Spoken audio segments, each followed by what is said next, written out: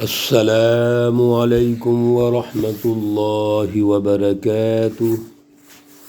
اعوذ باللہ من الشیطان الرجیم۔ بسم اللہ الرحمن الرحیم۔ یقولون أئنا لمردودون في الحافرة أإذا كنا عظاما نخرة قالوا تلك إذا كرة خاسرة فإنما هي زجرة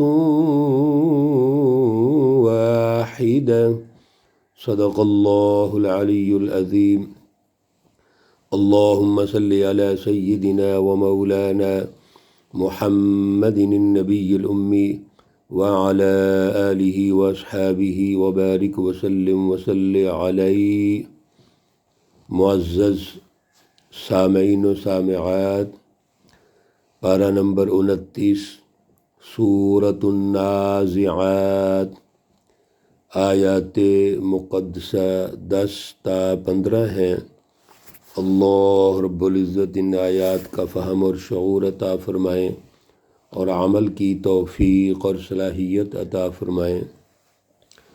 سورہ مقدسہ کے آغاز میں اور پچھلے درس میں یہ گفتگو ہوئی تھی کہ اللہ رب العزت کا ایک تکوینی نظام ہے جو اللہ رب العزت چلا رہے ہیں، اور پھر حکمت اجتماعیہ کے پیش نظر اللہ رب العزت نے ایک دنیا کا نظام بنایا ہوا ہے۔ اب یہ دونوں نظام آپس میں جڑے ہوئے ہیں۔ جو اللہ کا تکوینی نظام ہے، حکمت تکوینیہ جس کو کہتے ہیں، وہ حکمت اجتماعیہ کے عنوان سے انسانی سماج کی تشکیل، کائنات کی مینجمنٹ، یہ سب کچھ اللہ رب العزت نے سسٹم رکھا ہوا ہے۔ اس لیے یہاں پر والنازعات غرقا والناشطات نشطا والسابحات سبحا فالسابقات سبقا، یہ 4 اللہ نے قسمیں اٹھائیں، اور قسمیں اٹھا کر صرف وہ نظام جو اللہ کا تکوینی ہے اور پھر اجتماعی نظام جو اللہ نے کائنات کا بنایا ہوا ہے وہ ہمیں سمجھانا چاہتے ہیں۔ انسان کے مزاج کے مطابق اللہ گفتگو ارشاد فرماتے ہیں۔ دنیا کے اندر جو ظالم طاقتیں ہیں، جو اللہ کا مقابلہ کرتی ہیں، متکبر ہیں، مشرکین، کفار، منافقین، یہ ساری حزب الشیاطین ہیں۔ اللہ رب العزت اپنی سچی جماعتوں جو انبیاء علیہم السلام کی ہیں، رسول اللہ صلی اللہ علیہ وسلم آخری اللہ کے رسول اور نبی ہیں، اور پھر آپ کے بعد رسول اللہ صلی اللہ علیہ وسلم کے جانشین سیکون خلفاء فیکثرون، رسول اللہ صلی اللہ علیہ وسلم نے ارشاد فرمایا ہے، وہ تشریف لائیں گے تو دنیا کے اندر جو ظالم طاقتیں ہیں ان کو وہ گھسیٹیں گے، اور پھر جو بچ جائیں گے، کوئی مسئلہ ہوگا تو قیامت کا منظرنامہ بیان کر دیا کہ ان کو اللہ کے فرشتے گھسیٹیں گے۔ اور پھر اسی طریقے سے جو جماعتیں دنیا کے اندر محنت کر رہی ہیں، کوشش کر رہی ہیں، وہ آگے بڑھیں گی، وہ ترقی کرتی چلے جائیں گے۔ میرے عزیزو، سائنسی عمل بھی یہی ہوتا ہے کہ کوئی چیز بھی جو موجود ہے اس کا جو کیمیائی عمل ہے اس کے نتیجے میں نتائج نکلتے ہیں، تو جب تک نتیجہ واضح نہیں ہوگا تو کس طرح جزا و سزا کا عمل ہوگا؟ اسی لیے اللہ رب العزت نے قیامت کے منظرنامے سے ہمیں یہ بات سمجھائی کہ عقیدہ آخرت درست کرو، اپنا اللہ پر ایمان یقین پیدا کرو، اور دنیا کے ساتھ یہ جو دنیا اللہ نے دی ہے اس پہ اتنا دل لگاؤ کہ اس سے فائدہ اٹھاؤ، خود بھی فائدہ اٹھاؤ، دوسروں کو فائدہ پہنچاؤ، لیکن اس کی بنیاد پر تکبر مت پیدا کرو غرور مت پیدا کرو، اتراؤ نہیں، اور دوسروں کو کمتر نہ سمجھو۔ انسانی حقوق اللہ نے جو قائم کیے ہیں وہ پورے کرو۔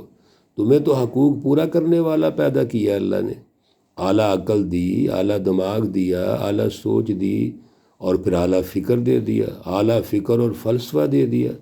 فلسفہ توحید یہی تو ہے کہ اگر کوئی طاقت بڑی ہے اس سوسائٹی میں، جو آل ان آل ہے، خود مختار ہے، جو حاکم مطلق ہے، وہ اللہ کی ہے۔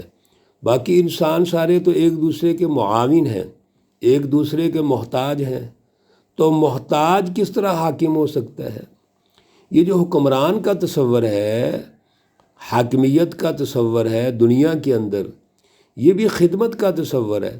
حاکم وہ ہوتا ہے جو تمام جو قوم ہے، جو خطہ ہے، جو اگر پوری دنیا کو آپ سمجھ لو، سب سے اعلیٰ عقل میں ہو اور سوچ میں ہو اور قوت میں ہو، بہادر ہو، اور پھر وہ قربانی کا جذبہ رکھتا ہو۔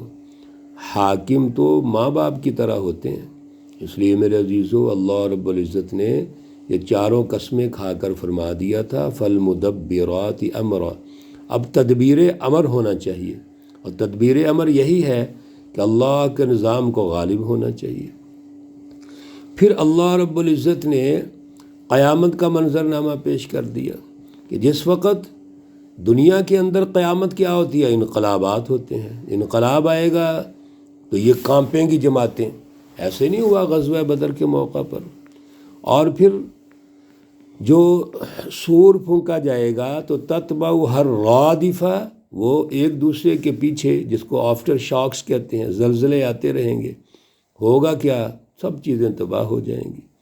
اسی کو اللہ رب العزت آج کی آیات میں ارشاد فرماتے ہیں، یقولون، لوگ کہتے ہیں، اِنَّا لَمَرْدُودُونَ فِي الْحَافِرَةِ، کیا ہم پھر آئیں گے الٹے پاؤں؟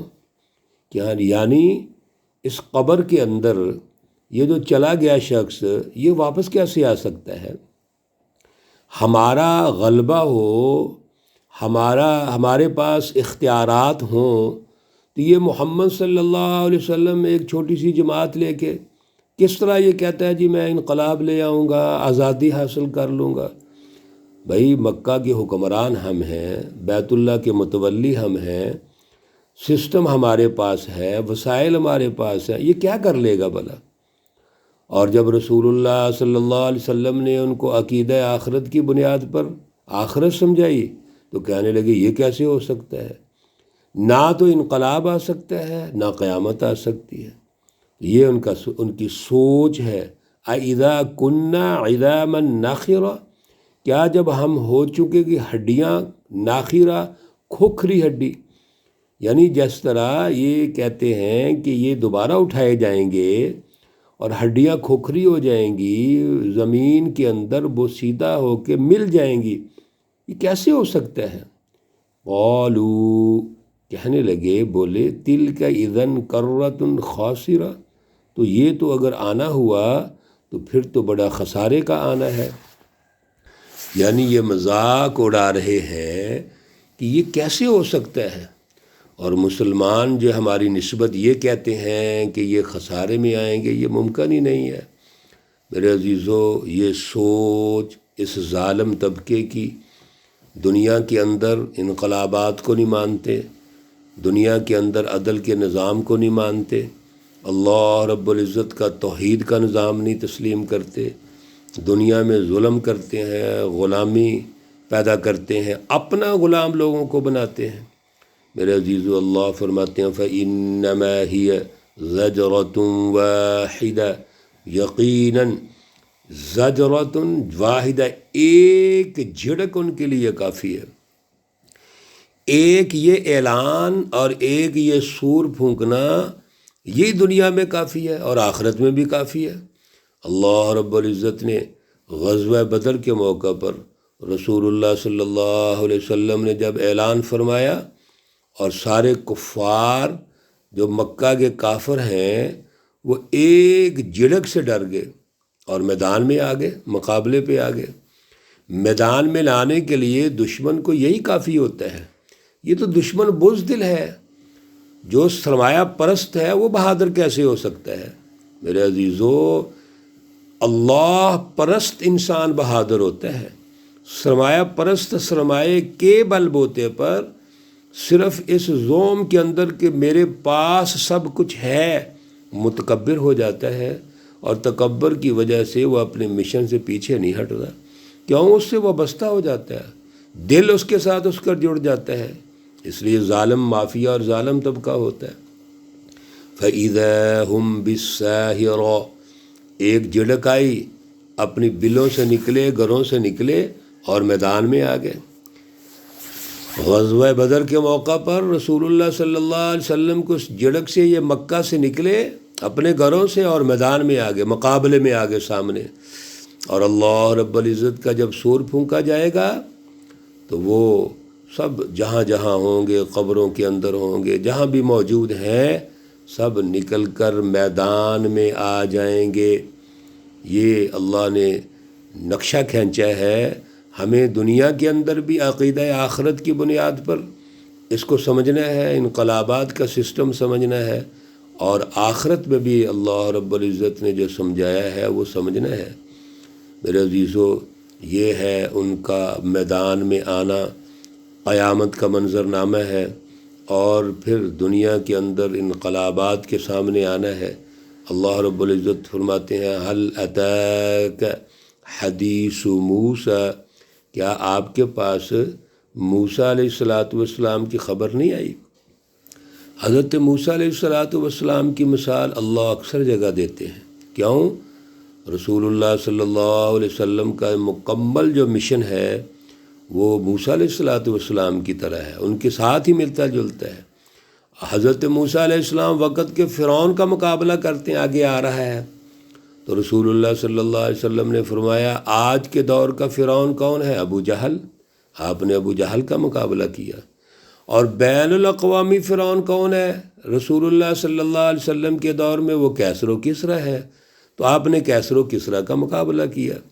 میرے عزیزو، یہ سیرت بھی تو سنا کرو، پڑھا کرو، دیکھا کرو کہ رسول اللہ صلی اللہ علیہ وسلم کی زندگی مبارک نبوت ملنے کے بعد 23 سال ہے، اور 23 سالہ دور میں 13 سال جماعت کی تیاری ہے، اور 10 سال غلبے کا دور ہے۔